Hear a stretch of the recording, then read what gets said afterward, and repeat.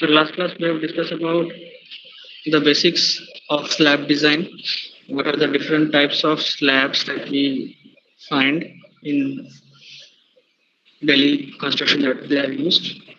One is your conventional slab, and that is your flat slab that is not supported by beam and only supported by column. So the conventional slab will be supported by beams, and on the basis of the dimensions, slabs has been described into two different types. One is your one way slab, another is your two-way slab. So today we will discuss about the various design steps, how the design is to be carried for a one-way slab. So initially we have to find out the effective span. The effective span for slab, as we have already discussed in previous class, how the effective span is to be calculated. It is similar to that only. Okay, so when the slab is simply supported, the condition of the support condition is simply supported, then we have to consider two parameters, that is the center to center distance between the support and the clear distance between the support plus the effective depth. So we have to choose the least of the following. The least of the following will give us the effective span for simply supported condition slab. Okay, similar to the beam also. For continuous slab,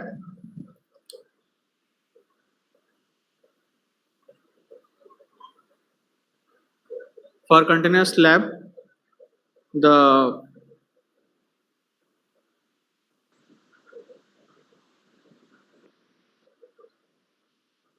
for continuous slab,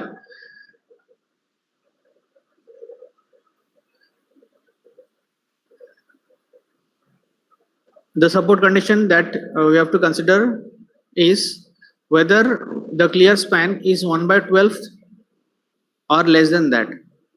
So it has also two conditions. So whether the width of the support is less than 1/12 of the clear span or not, and if it is less than, then the condition for effective span is similar to that of a simply supported beam. But if the support width is more than 1/12 of the clear span or 600 mm, whichever is less, for that condition effective span is to be considered for 2 points. That is, another condition is if the end span is free, if one end is free and other end is continuous, then for the intermediate span the effective span will be the clear span, and that is between the supports. And another condition is when the end span, when one end is free and other end is continuous, for effective span, then it will be equal to the clear span plus half of the effective depth of the slab, or the clear span plus the half of the width of the discontinuous support, and whichever is less between them. So this is the similar to the beam you consider, the effective span is similar. Okay, this I have already discussed in previous class in details, so all of you must know this.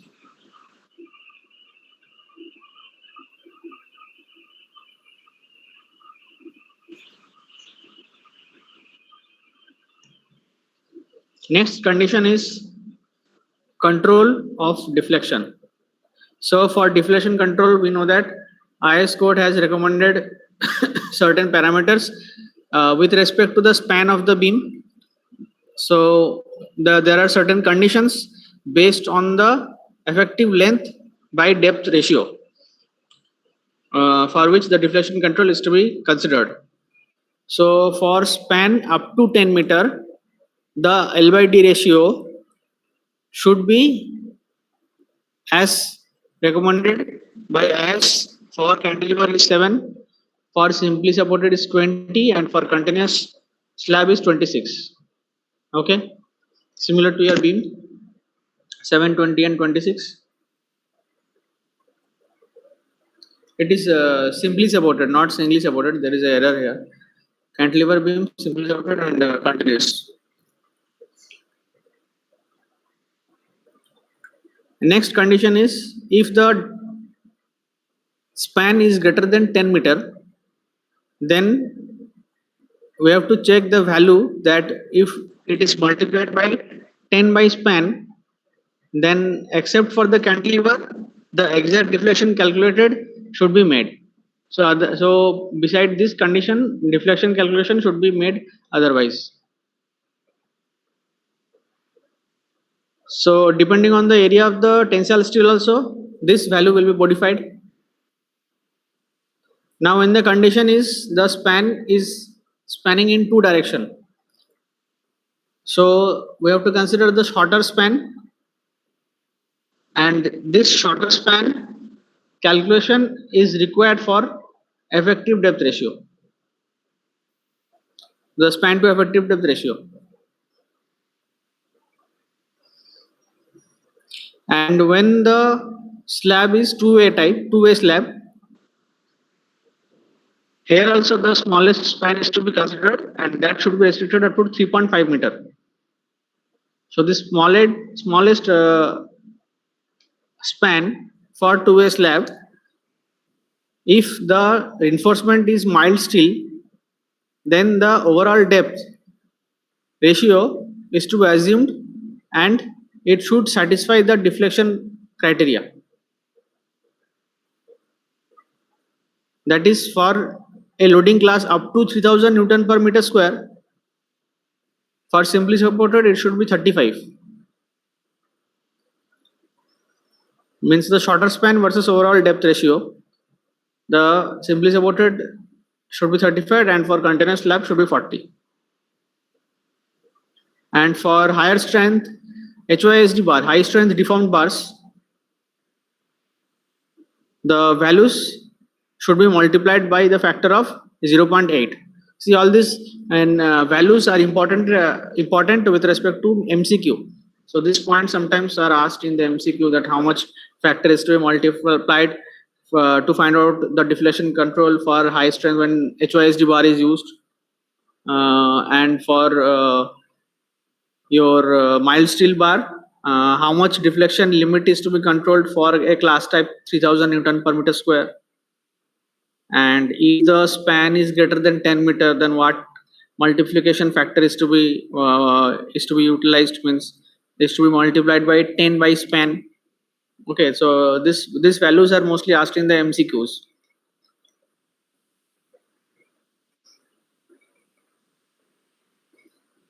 And it is similar to your beam.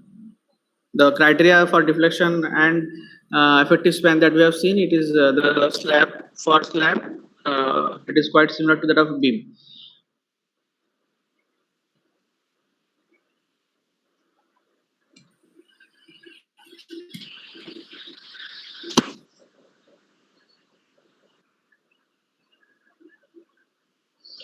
Now let us discuss about the reinforcement in slab. So we know that there will be a primary reinforcement, and there will be a distribution bar. A main bar and distribution bar will be provided in the slab, and there will be a criteria for minimum reinforcement and also maximum dia. So the minimum reinforcement condition as per as code recommendation for slab is that it should not be less than 0.15% of the total cross sectional area for mild steel reinforcement. And for HYSD bar, this value is 0.12%. As per the AS code recommendation, it always comes in the MCQ. From MCQ point of view, this data are important, and they are mostly asked that what is the minimum reinforcement condition for slab, for mild steel condition, and for high strength steel condition, high strength deformed bars, HYSD bar.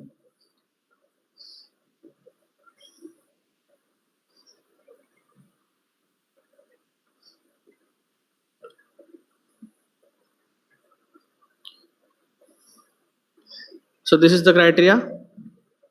Now coming to the maximum diameter. So as per IS code, the maximum diameter of the reinforcement bar for slab should not exceed 1/10th of the total thickness of the slab.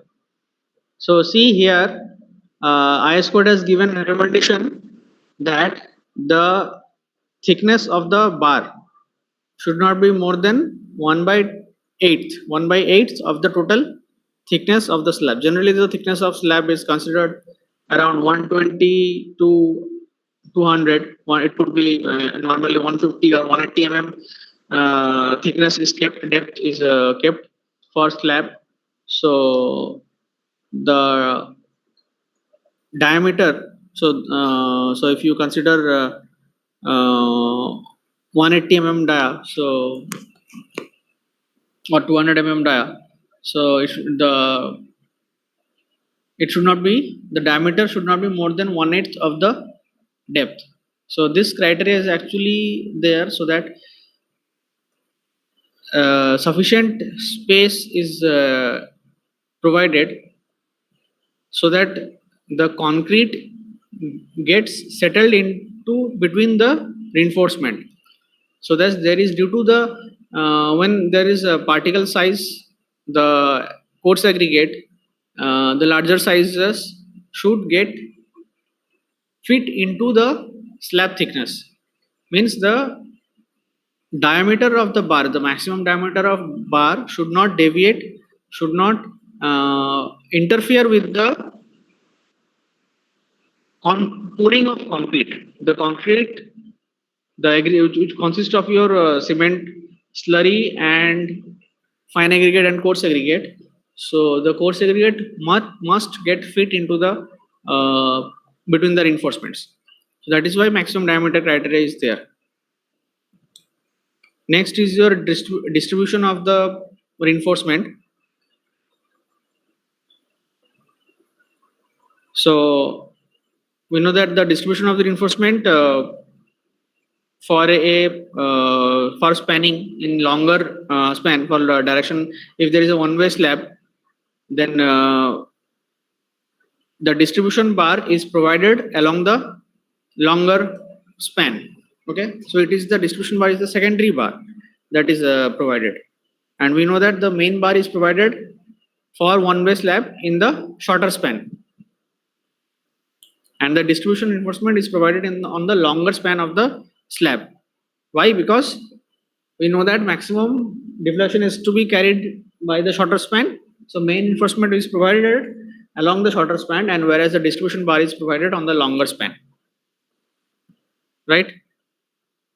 So there is a criteria for minimum reinforcement for this distribution reinforcement. So it is as per the following points, that is the function of this distribution bar is to distribute the concentrated load that is coming on the slab. Okay, we know that in a slab, a particular portion of the slab may be loaded. Okay, there may be a for industrial building, there may be a heavy machinery which is placed at a certain corner. So that becomes a type of concentrated load, and that load is to be distributed throughout the slab, and that distribution is done by this spanning in the longer direction. Okay, it also protects against shrinkage and temperature stress.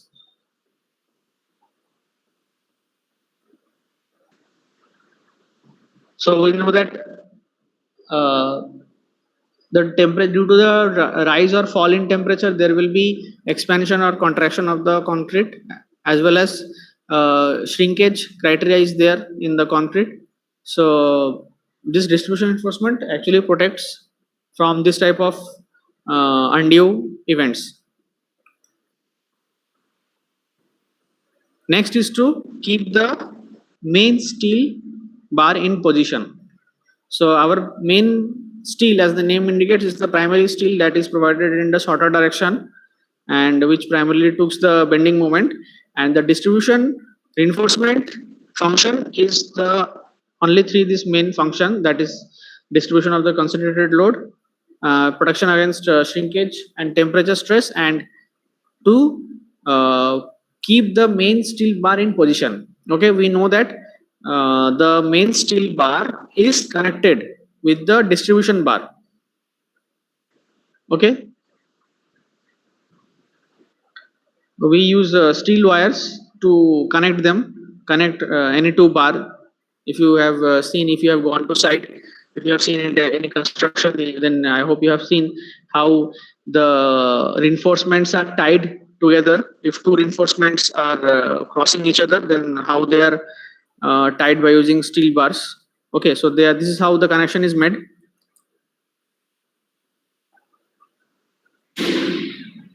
Another important point is that the distribution steel is kept above the main steel.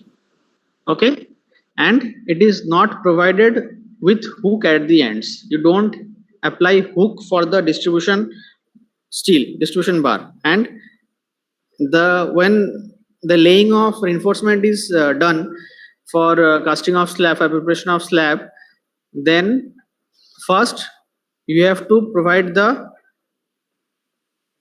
main bar along the shorter span, and then only you have to provide the distribution steel, that is the longer span steel, above the main bar. Understood? So firstly we have to place the shorter span bar, and above it we have to place the distribution bar that is in the longer span direction. So this is the correct way of laying the reinforcement in slab. So this point is very important with respect to your interviews. So it may be asked in the interview that what is the correct way of laying the reinforcement of slab. Okay, whether we keep the distribution steel above or below. So this is a common question, and this is asked.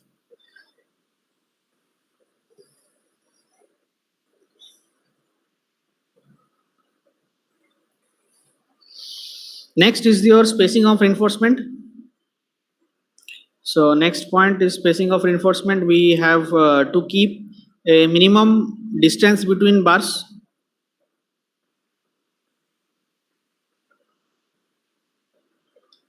Okay, so minimum distance between bar is to be considered. Minimum spacing between the bars is to be considered, as I have already discussed. You know, it is connected to the pouring of concrete, because we have to give sufficient space for the concrete to be filled inside the mold into the reinforcement. Every nook and corner it should get fit with the maximum size of the aggregate, coarse aggregate that they use. It should fit into every part of the member, whether it is beam or column or slab, whatever. So that is the reason why minimum distance between the bars is to be kept. Okay, so the criteria for slab here is the minimum horizontal distance between two bars should not be less than the following points, that is the diameter of bar. The largest diameter of the bar is to be considered for that. Should be list of the following of these points, that is the largest diameter of the bar.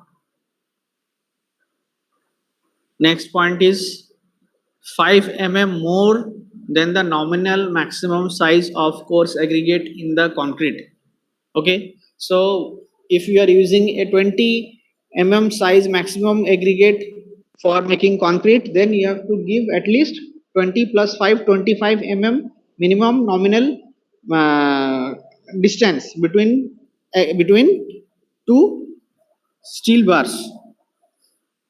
Okay, so it should be less than of the following, whether it is the diameter of the bar or whether the nominal maximum size of the coarse aggregate of the concrete is used.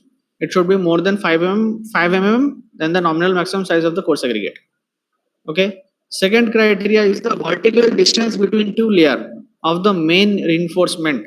This criteria is also there. Why? Because for the same reason, for the mobility of the concrete inside the mold. Okay, there should be sufficient space between the layer of the reinforcement in slab. We know that the layer of the reinforcement may be of two folds, means there may be reinforcement at the bottom as well as reinforcement at the top, means at the bottom you may find main reinforcement, distribution bar, and as well as it will be mirror of that is distribution bar, then main reinforcement at the top. So two cages of reinforcement may follow for a slab. Okay, so between those two layer of the reinforcement consists of what? Both the reinforcement, means both main steel as well as distribution steel. So both this should have a minimum vertical distance, that is the least of that is the least of 15 mm or 2/3 of the nominal maximum size of the aggregate or maximum size of the bar. So between this it should be more than that. The distance between them should be more than that. 15 mm or 2/3 of the nominal maximum size of the aggregate and maximum size of the bar.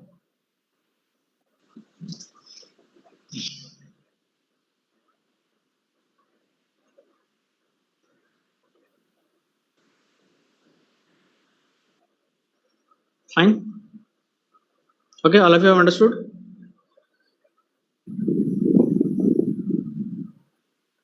Next point is your maximum distance between bars in tension. Now coming to the tension reinforcement. So the spacing of the main steel in slab should not exceed the following. Okay, again two criteria are there: 3 times the effective depth of slab and 300 mm. Okay, so within these two criteria, the maximum is considered and it should not exceed of the following.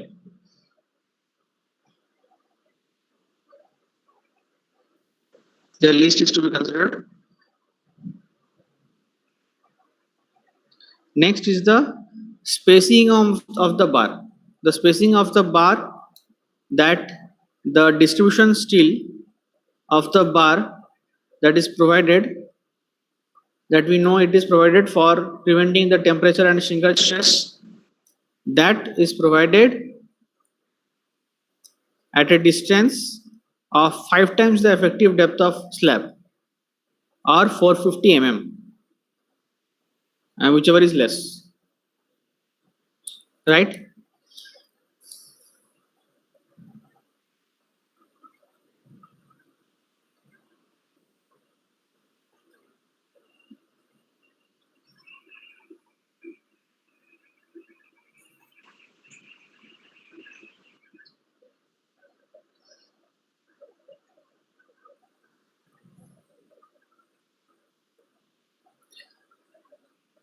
Next is your bent up bar. So in slabs also we may use dented bar.